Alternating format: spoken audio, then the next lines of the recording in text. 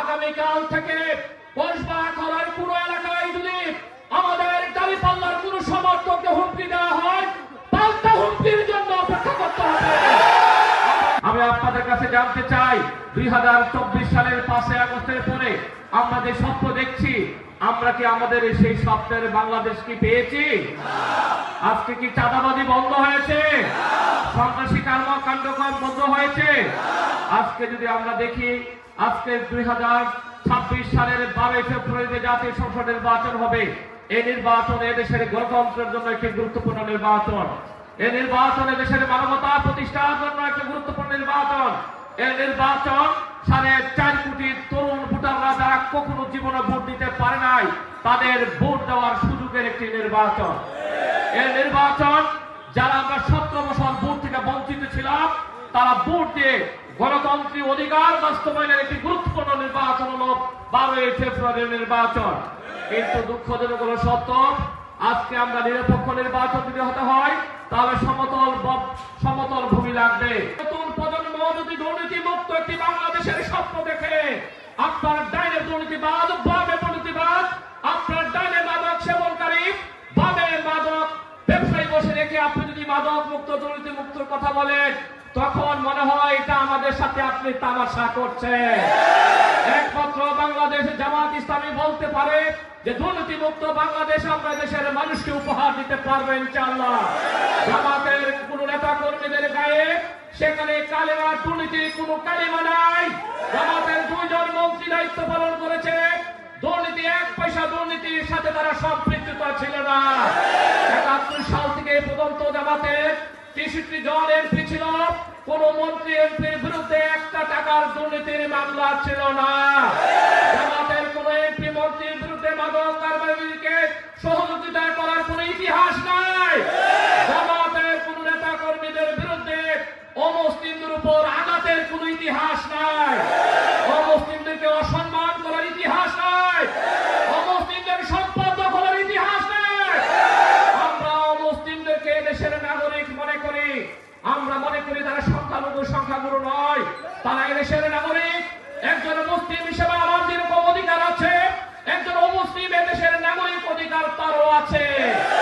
আমরা যেভাবে দেশ করার কাজে আত্মনিয়োগ করব, একজন অমুসলিম তার দেশ করার কাজে তিনি তেমনি ভাবে আত্মনিয়োগ করা তার অধিকার আছে। আজকে নির্বাচন আসলে আপনারা ট্রাম্প কার্ড ছাড়েন, আপনারা নারী নিয়ে কথা বলেন, আপনারা মুসলিমদের নিয়ে কথা বলেন, আপনারা আমাদের পর্দা নিয়ে কথা বলেন। আপনাদেরকে বলে দিতে চাই, আপনাদের বাউতাবাজি এবার আর চলবে না। এই গ্লোবাল ভিলেজের যুগে তরুণরা অনেক সচেতন। আপনাদের বাউতাবাজি করে 5টা বিশ্ববিদ্যালয়ে আপনারা ডাব্বা মেরেছে। আগামী নির্বাচনে আপনারা ডাব্বা মারবেন।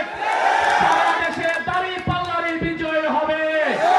সারা দেশে 11 দলেরই বিজয় হবে। আজকে কলকাতাতে আপনাদের মাথা নষ্ট হয়ে গেছে। আপনাদের মাথা নষ্ট হয়ে গেছে। আপনারা আমাদেরকে হত্যা করার জন্য গতকাল আমি গোপীনাথপুরের একটি বড়মুড়া এলাকায়, রামপুর বড়মুড়া এলাকায় সেখানে সমাবেশ করছিলাম। ছোট্ট একটি সমাবেশ ছিল, কয়েকশো তরুণ এলাকার, সেখানে এলাকার মানুষ সেখানে অংশগ্রহণ করে একটা জনসভায় রূপান্তরিত হয়েছিল। পিছন দিক থেকে সেখানে আমাকে বড় একটি ইট মারা হয়েছে। কিছুদিন আগে আমি বাইশাল গিয়েছিলাম, সেখানেও আমি যখন সমাবেশ করছিলাম, পাশের একটি টিনের চালে সেখানে বড় বড় ইট দিয়ে আমাদেরকে সেখানে বিঘ্ন করার চেষ্টা করা হয়েছে। এই কুটিতে আমাদের মহিলাদেরকে কাজ করতে বাধা দেওয়া হয়েছে। আমাদের বাইকের মহিলারা কাজ করে আসার পথে তাদের মাইকু আটকিয়ে তাদের চাবি ছিনিয়ে দেওয়া হয়েছে। আজকে গতকাল কন্যা সদরে বিলবোর্ড লাগানোর সময় আমাদের দাঁড়িপাল্লা সমর্থককে মাথা ফাটিয়ে দেওয়া হয়েছে। আমরা স্পষ্টভাবে বলে দিতে চাই, জামাত ইসলামের সাথে পাঞ্জা দিতে আসবেন না। জামাত ইসলামের সাথে পাঞ্জা দিয়ে একজন ভারতে পালিয়ে গেছে। জামাত ইসলামীকে যদি আপনারা 20 বছর আগে জামাত ইসলামী মনে করেন, আপনারা ভুল করবেন। আমি আমার বন্ধু সংগঠন বিএনপি নেতৃবৃন্দকে অনুরোধ করব, আপনাদের কাজ আপনারা করেন, আপনাদের বক্তব্য জনগণের সামনে আপনারা তুলে ধরেন। আমরা আমাদের বক্তব্য জনগণের সামনে তুলে ধরব। জনগণ তার বিবেক দিয়ে, বুদ্ধি দিয়ে সিদ্ধান্ত নেবে সে কাকে ভোট দেবে। অবহিত করেছি, সরাসরি অবহিত করেছি, আমাদের ধৈর্যের ভাব কিন্তু ভেঙে যাচ্ছে। আমাদেরকে হুমকি দেওয়া হচ্ছে কেন্দ্রে যেতে দেওয়া হবে না, আমাদেরকে হুমকি দেওয়া হচ্ছে কেন্দ্র দখল করবে, আমাদেরকে বলা হচ্ছে নাকি তারা তাহাজ্জুদের সময় গিয়ে নাকি কেন্দ্রে বসে থাকবে। আরে ভাই, যারা 5 ওয়াক্ত নামাজ পড়ে তাহাজ্জুদ তো 3টার পরে, ঠিক না? আর আমরা তো এশার নামাজ পড়ি, ঠিক না? আমরা তো মাগরিব এশারের সময় গিয়ে বসে থাকবো ইনশাআল্লাহ। আপনারা কবে থেকে তাহাজ্জুদ গুজার হলেন? আপনারা এখন মাথায় টুপি দিয়ে ধর্ম ব্যবসায়ী সেজেছে, মাথায় টুপি দিয়ে আজকে ধর্ম ব্যবসায়ী সেজেছে। আপনারা যেখানে যান সেখানে আপনারা সাজেন, যেমন খুশি তেমন সাজার মতন। এদেশের মানুষ আপনাদের বাউতাবাজি বুঝে গিয়েছে। ইতিমধ্যে তারা দেখেছে জনগণের কাছে তাদের আর কোনো আবেদন নাই। এই জন্য কোথাও হুমকি দিচ্ছে, কোথাও তারা সেখানে ফ্যামিলি কার্ড, কৃষি কার্ডের নামে আবার একটা প্রতারণার দরজা খুলেছে, প্রতারণার একটা দুয়ার খুলেছে।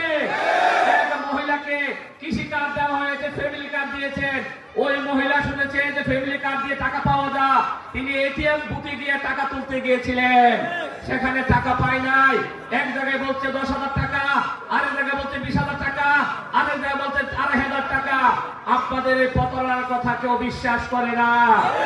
অতীতে আপনারা হামলা দিয়েছিলেন কিন্তু বিদ্যুৎ দিতে পারেন না, আপনারা হাওয়া ভবন করে দুর্নীতির আখড়া বানিয়েছিলেন, আপনারা সভ্য হতে পারেন নাই।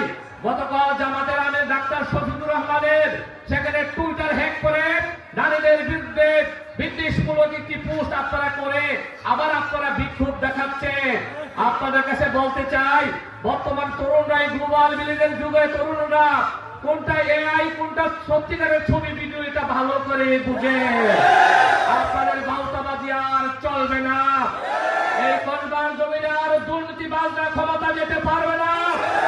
কসবার জমিনে চাঁদাবাজরা নির্বাচিত হতে পারবে না। কসবার জমিনে যারা মাদক কারবারিদের টাকা নিয়ে দল পরিচালনা করে কসবা আখাড়ার মানুষ তাদেরকে নির্বাচিত করবে না।